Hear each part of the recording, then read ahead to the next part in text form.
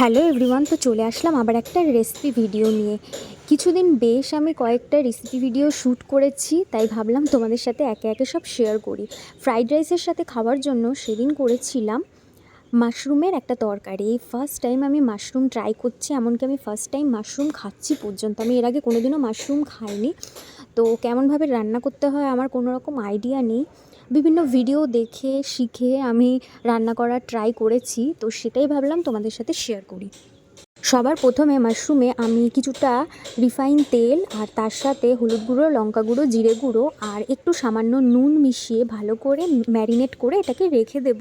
খুব বেশিক্ষণ আগে ম্যারিনেট করব না, রান্নার কিছুটা আগে ম্যারিনেট করে রাখবো। তারপরে কড়াইয়ে রিফাইন তেল গরম করে তাতে গোটা জিরে ফোড়ন আর তার সাথে গোটা গরম মশলা ফোড়ন দিয়ে একটু নাড়াচাড়া করে তারপরে দিয়ে দেবো একদম ঝিরিঝিরি করে কাটা পেঁয়াজগুলো দিয়ে সেটাকে একটু ভাজা ভাজা হতে দিতে হবে। ভাজা ভাজা করে নেওয়ার পর তাতে দিয়ে দেব একটা বাটা মশলা।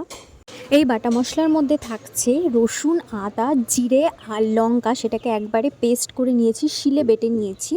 তারপর সেটা দিয়ে একটুখানি নাড়াচাড়া করব। ভালো করে নাড়াচাড়া করলে যখন হালকা একটু সাইডে তেল ছেড়ে দেবে, তখন এর মধ্যে দিয়ে দেব একটু হলুদ গুঁড়ো আর তার সঙ্গে দিয়ে দেব অল্প একটু কাশ্মীরি লঙ্কা গুঁড়ো। তোমরা চাইলে নাও দিতে পারো। তার সাথে একটু ধনে গুঁড়ো দিয়ে আবার একটুখানি এটাকে ভালো করে নাড়াচাড়া করে নেব। এবং এই সময় আমরা এতে কাজু এবং টমেটোর একটা পেস্ট দিয়ে দেবো, আর পেস্টটা দিয়ে আবার ভালো করে নাড়াচাড়া করে নেব। এই মুহূর্তে মশলাটাকে কিন্তু আমাদের ভালোভাবে কষাতে হবে। আর এই সময় একটু নুন আর একটু সামান্য চিনি দিয়ে দেব। তারপর সেটাকে আবার ভালোভাবে কষাতে থাকবো। আর আরেকটা কথা, এই রান্না করতে গিয়ে কিন্তু আমার ফার্স্ট দিন একটু ভুল হয়েছে, সেই ভুলটা কি তোমাদের সবার শেষে বলছি।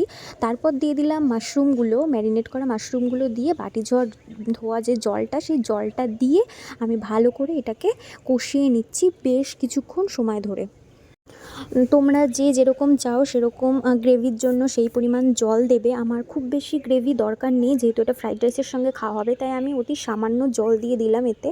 আর জলটা দিয়ে তারপর আমি এটাকে একটুখানি ঢাকা দিয়ে রাখবো, যাতে মশলাগুলো এই মাশরুমের ভেতরে ভালো করে ঢুকে যায়। তারপর ঢাকাটা খুলে আমি আবার একটু নাড়াচাড়া করে নেব এবং দেখে নেব যদি নুন বা কোনো কিছুর প্রয়োজন হয় তাহলে একটুখানি নুন দিয়ে নিতে হবে। যেমন আমি একটু নুন দিয়ে নিয়েছি, আমার মনে হয়েছিল নুনটা একটু কম আছে। তারপরে একটু শাহি গরম মশলা গুঁড়ো দিয়ে নিলাম আমি ভালো করে। তোমরা চাইলে এটা নর্মাল গুঁড়ো মশলাও ইউজ করতে পারো। ব্যাস, আমার রান্না কমপ্লিট। এখন আমি গ্যাসটা বন্ধ করে দিয়েছি আর এটা ঢাকা চাপা দিয়ে কিছুক্ষণ রেখে দেবো। আমার এই রান্নায় ভুল হয়েছে, আমি মাশরুমগুলোকে অতিরিক্ত ছোট টুকরো করে ফেলেছি, সেই কারণের জন্য ঝোলের মধ্যে মাশরুমগুলো একদমই লুকিয়ে পড়েছে। তো যাই হোক, খেতে কিন্তু এটা অসম্ভব টেস্টি হয়েছিল। ফ্রাইড রাইসের সঙ্গে দুপুরের লাঞ্চটা একদম জমে গেছিলো।